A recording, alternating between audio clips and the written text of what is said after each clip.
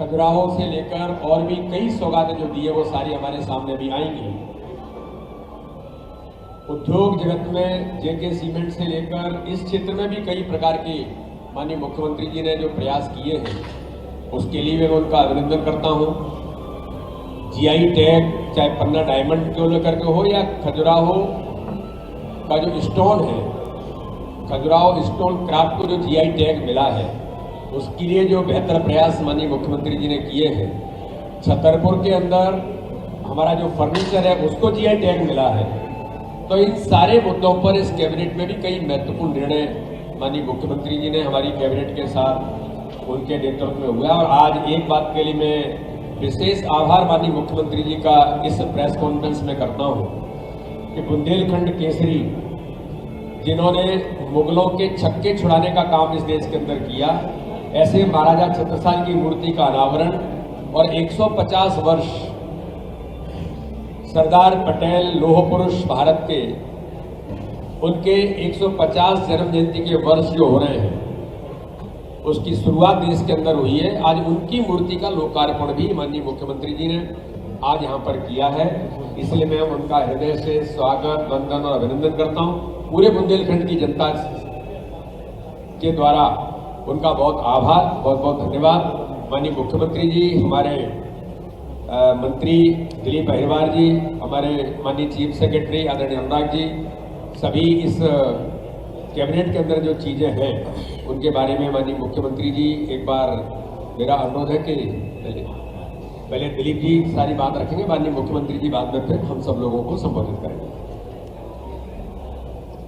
आज बुंदेलखंड के इस नगरी खजुराहो में हमारे माननीय मुख्यमंत्री जी तो मैं बहुत बहुत अभिनंदन करता हूं कि इतिहास में पहली बार इस बुंदेलखंड के खजुराहो में लगातार मुख्यमंत्री जी स्वयं 3 दिन रुककर समीक्षा बैठक और कैबिनेट भी की और बुंदेलखंड को कई सौगात दी। इसके लिए मैं माननीय मुख्यमंत्री जी का, समस्त हमारे साथी भाई मंत्रिमंडल के सभी मंत्रियों का मैं बहुत बहुत स्वागत, वंदन, अभिनंदन करता हूं। और साथ में मैं मुख्यमंत्री जी का इसलिए धन्यवाद दूंगा कि आज कैबिनेट में बुंदेलखंड के लिए कई सौगातें हम सबको मिली हैं। निश्चित रूप से चाहे सागर दमोह मार्ग लंबाई 76.87 किलोमीटर की लगभग 2069 करोड़ की सौगात हम सबको दी है। ये बहुत बड़ी सौगात हम सबके बीच में है। एक मतवादी ग्रंथ जिला सागर हेतु प्रस्तावक विशेष औद्योगिक प्रोत्साहन पैकेज भी आपके माध्यम से मिला है, जिसमें 24,240 करोड़ का रोजगार, लगभग 30,000 लोगों को रोजगार मिलेगा। जैसी हमारी चाहे सागर से दमोह की, चाहे 2 लेन से 4 लेन की सौगात हो, चाहे हमारे छतरपुर से हमारा जो मेडिकल कॉलेज है जो अगले साल वो पूर्ण हो रहा है, उसमें पूरे जितने पद हैं उनमें भरने की स्वीकृति की बात हो, ऐसे अनेक कार्य, चाहे हमारे वीरांगना दुर्गावती टाइगर रिजर्व नौरा देवी अभ्यारण्य का जो सागर को चीता को तीसरे रहवास के रूप में विकसित करने हेतु चंदादन स्वीकृति प्रदान की गई है। मैं इसके लिए माननीय मुख्यमंत्री जी का बहुत बहुत अभिनंदन करूंगा। प्रदेश में 2022 में कूनो राष्ट्रीय उद्यान श्योपुर में पहला और अप्रैल 2025 में गांधी सागर अभ्यारण्य मंदसौर में दूसरा चीता रहवास प्रारंभ किया गया है। मध्य प्रदेश में वर्तमान में कुल 31 चीते हैं। कूनो राष्ट्रीय उद्यान श्योपुर में 28 और गांधी सागर अभ्यारण्य मंदसौर में 2 चीतों का रहवास है। गोस्ता बाना से 8 चीते कूनो में जनवरी 2026 तक पहुंचना संभव है। निश्चित रूप से नौरा देवी को भी आपने, बुंदेलखंड का हमारा दमोह जिला है, इसको आपने लिया, इसलिए मैं माननीय मुख्यमंत्री जी का आपका बहुत बहुत धन्यवाद करूंगा। समस्त मंत्रिमंडल का, मंत्रिपरिषद में नवीन शासकीय चिकित्सा महाविद्यालय दमोह और छतरपुर में मैंने वैसे ही बता दिया, गुजरी प्रत्येक के संचालन के लिए 330 नियमित पद सृजन और 205 व्यक्ति को आउटसोर्स पर नियोजित किए जाने की स्वीकृति भी प्रदान की गई है। इसके लिए मैं आपका बहुत बहुत धन्यवाद करूंगा। इस प्रकार 990 नियमित पद सृजन होंगे और 615 व्यक्तियों को आउटसोर्स पर नियोजित किए जाने की स्वीकृति प्रदान की जाएगी। और भी कई चीजें हैं हमारे मंत्री दमोह में और हमारे बुंदेलखंड की एक बहुत बड़ी सिंचाई योजना आपके माध्यम से स्वीकृति मिली है। झापन नाला मंत्री परिषद द्वारा दमोह जिले के तेंदुखेड़ा तहसील की झापन पारा मत्स्य सिंचाई परियोजना लगभग 165.6 करोड़ रुपए की आज प्रशासन स्वीकृति प्रदान की गई है। परियोजना के तहत तेंदुखेड़ा तहसील के 17 ग्रामों पर 3,600 हेक्टेयर सिंचाई भूमि सिंचित करेगी। इसके लिए भी माननीय मुख्यमंत्री जी का बहुत बहुत धन्यवाद दूंगा।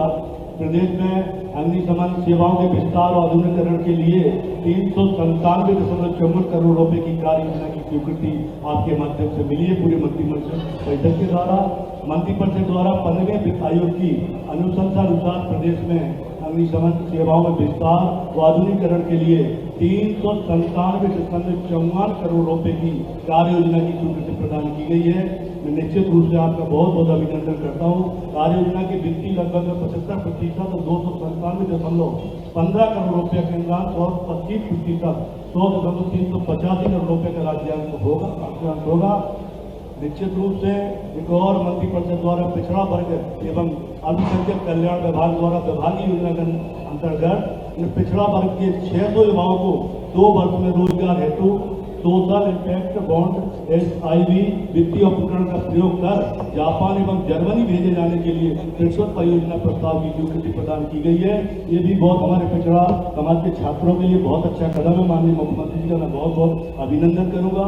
12 स्वास्थ्य संस्थाओं को उन्नयन प्रस्ताव की स्वीकृति मिली है। मंत्री परिषद द्वारा निम्नलिखित 12 स्वास्थ्य संस्थाओं के उन्नयन प्रस्ताव की स्वीकृति प्रकार है नीमच, ताजापुर, उज्जैन, खंडवा, पन्ना, खरगोन, बैतूल, सिंगरौली और रीवा, अनूपपुर, सागर ऐसे अन्य कई ऐसे काम हम सब लोगों को आज माननीय मुख्यमंत्री जी का मैं बहुत बहुत अभिनंदन करूंगा। निश्चित रूप से ये पल बुंदेलखंड के लिए यादगार रहेगा, बुंदेलखंड वासियों के लिए। इसके पूर्व भी माननीय मुख्यमंत्री जी का प्रयास है कि बेतवा भी आई, जहाँ 44,500 करोड़ का काम भी शुभारंभ हो गया। निश्चित रूप से मैं पुनः एक बार खजुराहो की धरती और जिला छतरपुर के होने के नाते मैं माननीय मुख्यमंत्री जी हमारे मुखिया भी हैं, निश्चित रूप से मैं बहुत बहुत अभिनंदन करता हूं पूरे जिले की तरफ से, बुंदेलखंड की तरफ से माननीय मुख्यमंत्री जी का और सभी मंत्रिमंडल के साथियों का सभी का बहुत बहुत धन्यवाद करता हूं। बहुत बहुत अभिनंदन। अब मैं चाहूँ वैसे सारी बात आ गई है। बुंदेलखंड की धरती पर खजुराहो में कैबिनेट के साथ कई कार्यक्रम जोड़े गए। कैबिनेट के अलावा कई सारे काम हमने जोड़े हैं, जिसमें जंगल सफारी, हमारी पन्ना टाइगर रिजर्व पार्क की बहुत अनूठी धरोहर है। पन्ना का नेशनल पार्क भी न केवल टाइगर के अभयारण्य की दृष्टि से बल्कि हाथियों के लिए भी ये आदर्श स्थान है और हाथियों के परिवार भी बढ़ रहे हैं।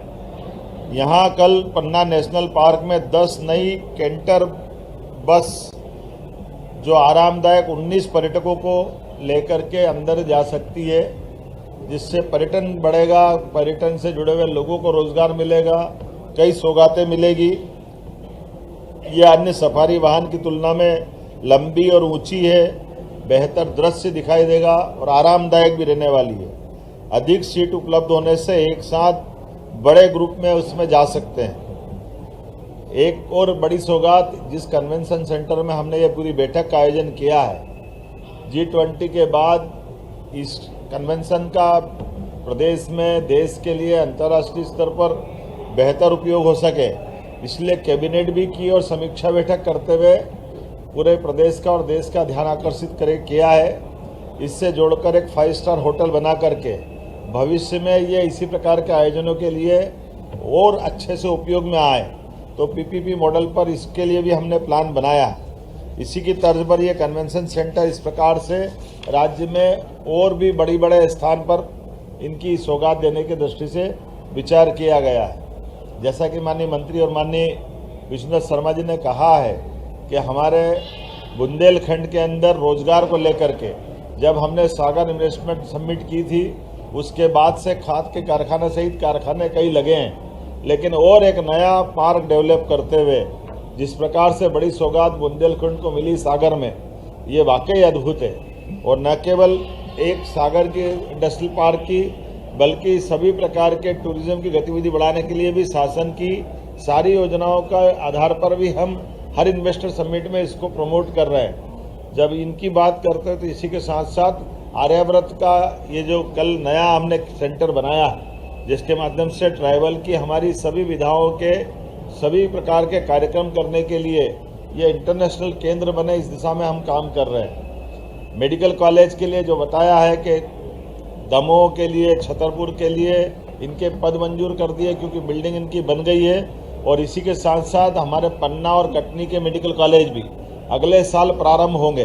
अर्थात दमोह, पन्ना, साथ साथ हमारा कटनी, छतरपुर, ये 4 मेडिकल कॉलेज की सौगात हमारी अगले ही सत्र 6 महीने बाद यहीं इसी बुंदेलखंड की धरती पे देंगे।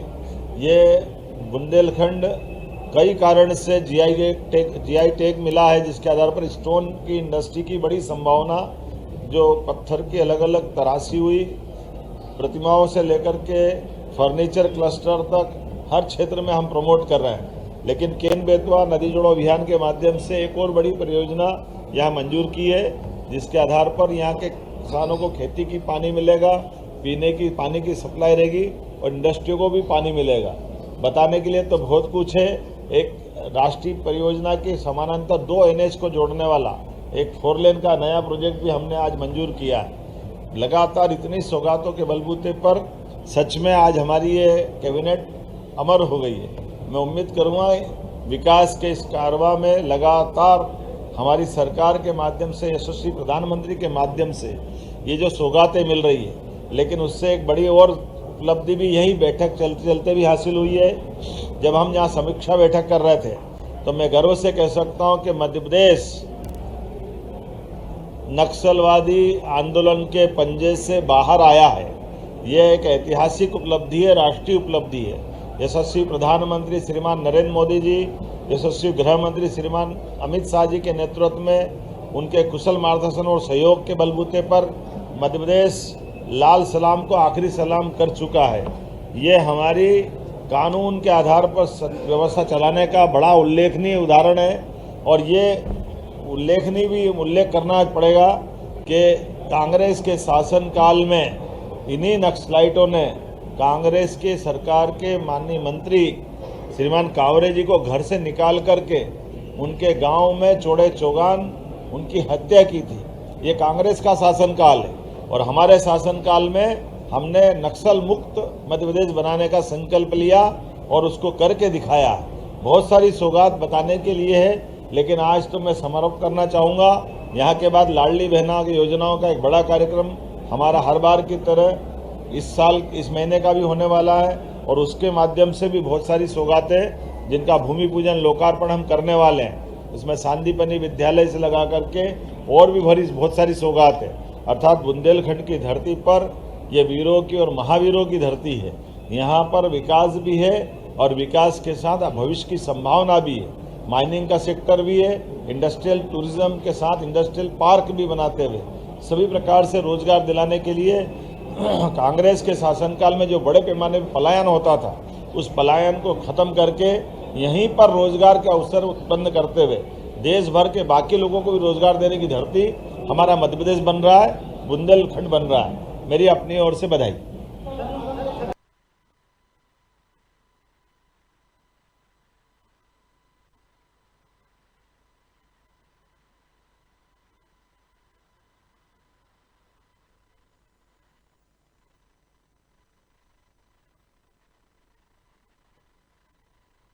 कांग्रेस के शासन